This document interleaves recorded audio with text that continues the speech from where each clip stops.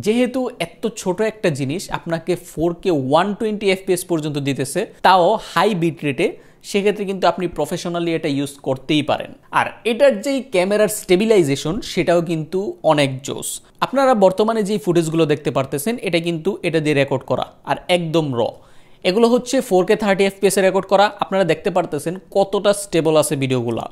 মানে এটার যে ভিডিও কোয়ালিটি এটা আমার কাছে পার্সোনালি খুবই জোস লাগে। আর আপনি যদি প্রফেশনালি ইউজ করেন, বিভিন্ন অ্যাক্সেসরিজ ইউজ করে, এটা থেকে কিন্তু আপনি আরও ভালো রেজাল্ট বের করতে পারবেন। তো এখানে এই শ্যুটটা আপনারা দেখলে বুঝতে পারবেন যে এটার গিম্বলটা আসলে কতটা কাজ করে। ওভারঅল যদি বলি, এটার ফুটেজ কোয়ালিটি কিন্তু বেশ ভালো। আপনার আলাদা করে কোনো কালার গ্রেডিং করা লাগবে না। এটা এক্সপোজার কন্ট্রোল বলেন বা অন্যান্য যে সমস্ত জিনিসগুলো আছে সবগুলা একদম খুব সুন্দরভাবে ব্যালেন্স করে রাখতে পারে।